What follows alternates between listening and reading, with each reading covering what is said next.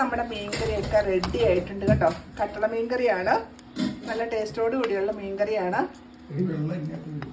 അപ്പോൾ എല്ലാവരും ഒന്ന് ട്രൈ ചെയ്ത് നോക്കണം. അപ്പം എൻ്റെ പുതിയ വീട്ടിലേക്ക് എല്ലാ കൂട്ടുകാർക്കും സ്വാഗതം. ഇന്ന് വെക്കാൻ പോകുന്നത് കട്ടള മീനാണ്. അത് നല്ല വൃത്തിയാക്കി വെച്ചിട്ടുണ്ട്. അതിന് വേണ്ട സാധനങ്ങൾ നമുക്ക് എന്തൊക്കെയാണെന്ന് നോക്കാം.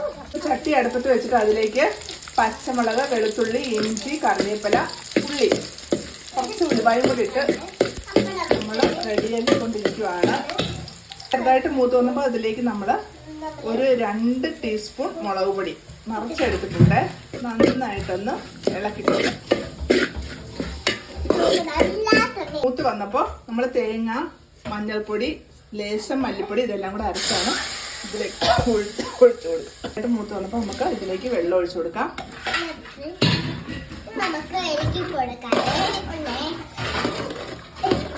ഒരാളെ കൂടെ ഒരു രക്ഷയില്ലായിരുന്നു. മുളകിന്റെ കുത്തൽ കൊണ്ട് ചുമ വന്നിട്ട് ഞാൻ പറയാൻ വന്ന വേറൊന്നുമല്ല, ഒരാളിന്റെ കൂടെ ഉണ്ട്.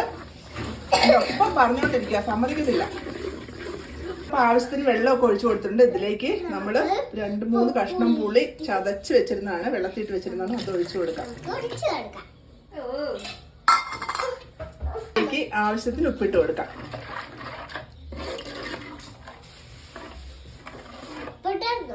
കറി വെക്കുന്നത് നമ്മുടെ അടുപ്പയിലാണ്, ഗ്യാസിലല്ല. അപ്പൊ നമുക്കിതൊന്ന് ചെറുതായിട്ട് ചൂടായി വരുമ്പോൾ മീൻ ഇട്ട് കൊടുക്കാം. അപ്പൊ ചെറുതായിട്ട് ചൂടായി വന്നിട്ടുണ്ട്. ഇതിലേക്ക് നമുക്ക് മീൻ ഇട്ട് കൊടുക്കാം. മീൻ മുഴുവൻ പെരക്കിയിട്ട് ഇനി ഒന്ന് ഇളക്കി കൊടുക്കാം. നമുക്ക്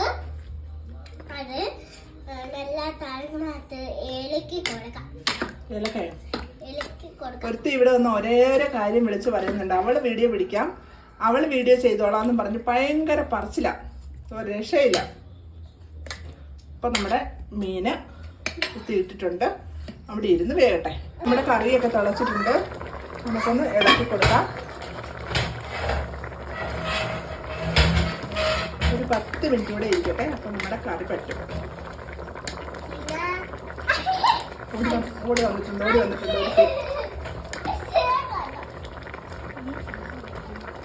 നമുക്ക് കറി റെഡി ആയെന്ന് നോക്കാം.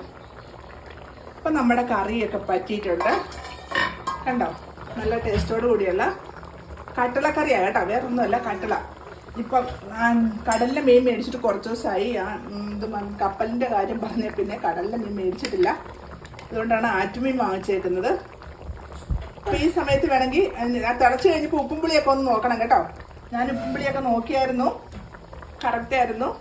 അപ്പോൾ ഈ സമയത്ത് വേണമെങ്കിൽ നമുക്ക് ലേശം വെളിച്ചെണ്ണ ഒഴിച്ചിട്ട് 2 തണ്ട് കറിവേപ്പിലയും കൂടെ ഇട്ട് കൊടുക്കാം. നമുക്ക് ലേശം വെളിച്ചെണ്ണ, പച്ച വെളിച്ചെണ്ണ ഇങ്ങനെ ഒഴിച്ചു കൊടുക്കാം, നല്ലൊരു ടേസ്റ്റ് ആയിരിക്കും. ലേശം മതി. ഇതിലേക്ക് നമുക്കിനി ലേശം കറിവേപ്പിലയും കൂടി ഇട്ട് കൊടുക്കാം.